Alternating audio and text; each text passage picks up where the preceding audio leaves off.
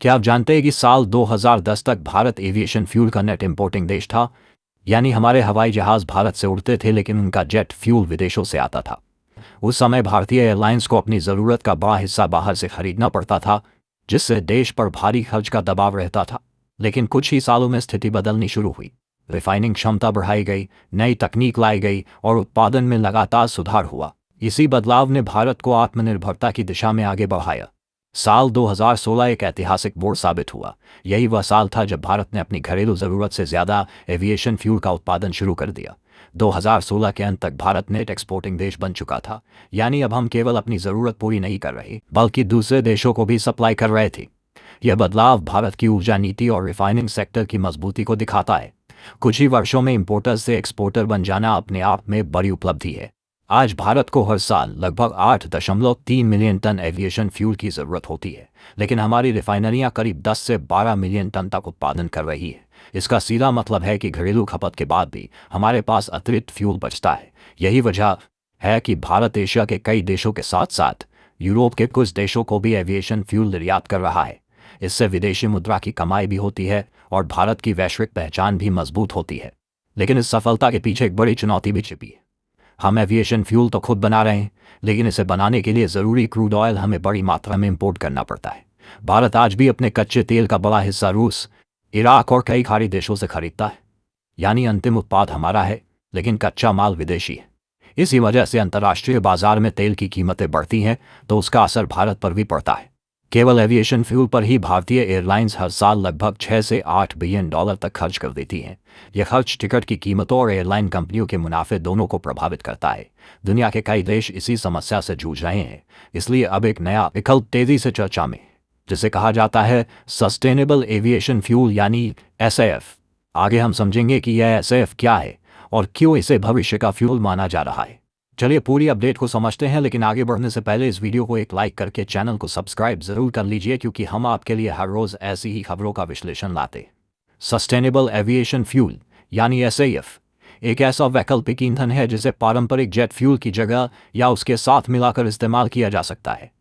इसे खास तौर पर पर्यावरण को कम नुकसान पहुंचाने के लिए तैयार किया जाता है।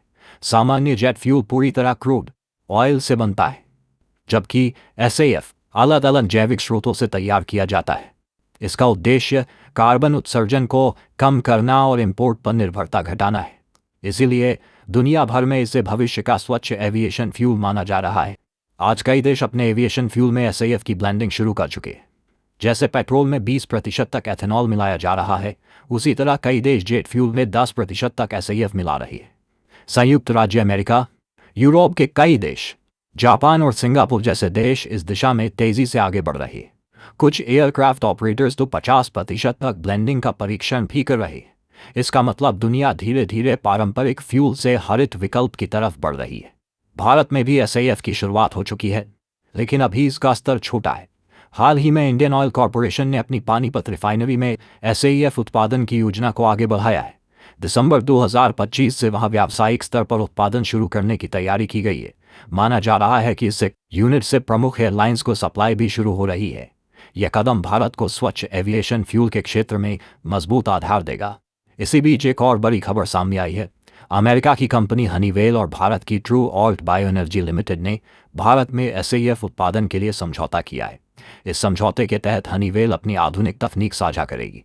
दोनों कंपनियां मिलकर एथेनॉल आधारित करीब 80,000 टन SAF का सालाना उत्पादन करने की योजना बना रही है। इंडियन ऑयल के बाद ये भारत की दूसरी बड़ी SAF उत्पादन पहल मानी जा रही है। हालांकि अभी इस परियोजना की पूरी जानकारी सार्वजनिक नहीं हुई है। यह साफ नहीं है कि प्लांट किस राज्य में लगेगा और उत्पादन पूरी क्षमता से कब शुरू होगा, लेकिन इतना तय है कि भारत अब SAF को केवल प्रयोग के रूप में नहीं बल्कि व्यावसायिक स्तर पर अपनाने की दिशा में बढ़ चुका है। आगे की वीडियो में समझेंगे कि महंगा होने के बावजूद SAF से भारत को कैसे आर्थिक लाभ हो सकता है और इसमें बचत का गणित क्या कहता है। अब सबसे बड़ा सवाल यह है कि जब सस्टेनेबल एविएशन फ्यूल यानी SAF सामान्य जेट फ्यूल से महंगा है, तो फिर इसे अपनाने की ज़रूरत क्या है।